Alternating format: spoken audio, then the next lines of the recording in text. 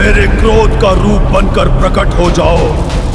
जो भी शिव और शक्ति का विरोधी है उसे खत्म कर दो, और जो मार्ग में बाधा बने उसे भी भस्म करने में संकोच मत करना। ऐसा ही होगा महादेव। सोचिए, अगर आपके सामने आपके पति का अपमान हो तो आप क्या करेंगी? आज हजारों घरों में यही गलती रोज हो रही है, और दुख की बात यह है, इस गलती से बचने की सीख हमें हजारों साल पहले भगवान शिव दे चुके हैं, लेकिन हमने उनकी लीला को सिर्फ कहानी समझ लिया, ज्ञान नहीं। आज मैं आपको एक ऐसी लीला सुनाने वाला हूं जिसे अगर सही से समझ लिया तो शायद हजारों घरों में होने वाला कलह खत्म हो सकता है। यह कथा है भगवान शिव और माता सती की। कैलाश पर्वत, जहां स्वयं महादेव निवास करते हैं।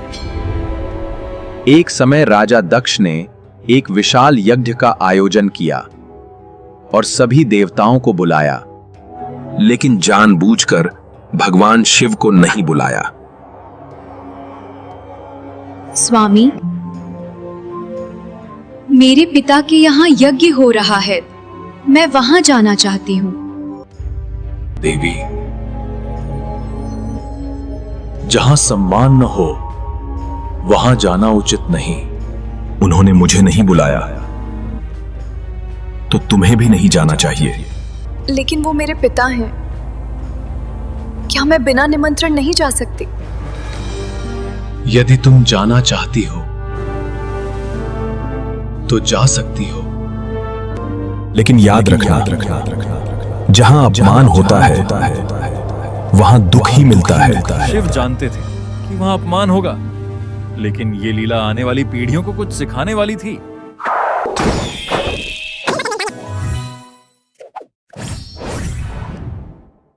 राजा दक्ष ने एक ऐसा भव्य यज्ञ रचाया जैसा पहले कभी नहीं हुआ था,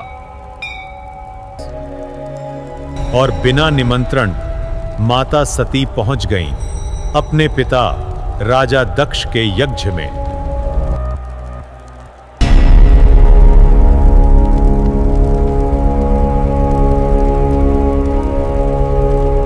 तो तुम आ ही गई, उस शिव की पत्नी जिसका न कोई कुल है न कोई मर्यादा।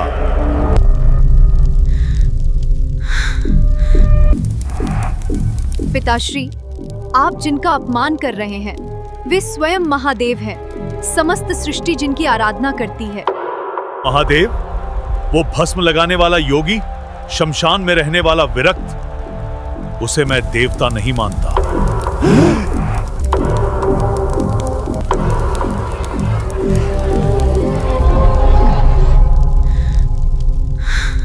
आज आपने केवल मेरे पति का ही नहीं, स्वयं धर्म का अपमान किया है। यदि इतनी ही पीड़ा है तो यहां आने की आवश्यकता ही क्या थी?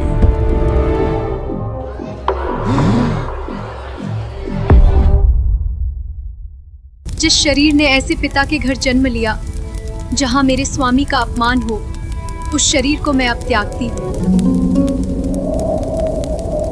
हे स्वामी, मुझे क्षमा करना।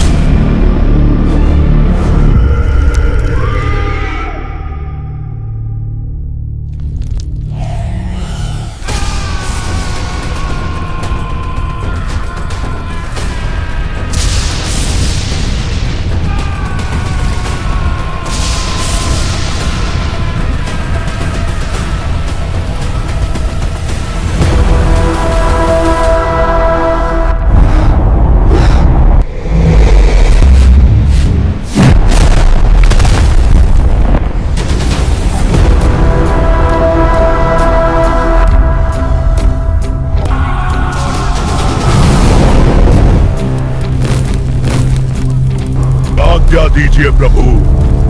किसका विनाश करना है? इसका विनाश करना है। आज्ञा दीजिए प्रभु। वीरभद्र, भद्रकाली, मेरे क्रोध का रूप बनकर प्रकट हो जाओ। दक्ष का यज्ञ ध्वस्त कर दो। जो भी शिव और शक्ति का विरोधी है उसे खत्म कर दो, और जो मार्ग में बाधा बने उसे भी भस्म करने में संकोच मत करना। ऐसा ही होगा महादेव।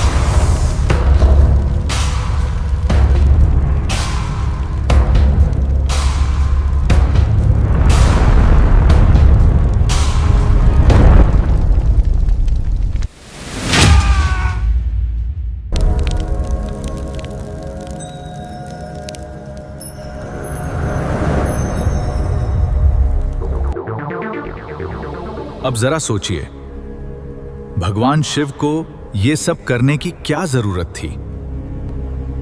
जिनकी अनुमति के बिना एक पत्ता भी नहीं हिलता, उन्हें यह लीला करने की क्या जरूरत थी? क्योंकि यह सिर्फ कहानी नहीं थी, यह शिक्षा थी। जहां आपके पति का अपमान हो, वहां आपका जाना भी उचित नहीं, चाहे वो जगह आपका मायका ही क्यों ना हो।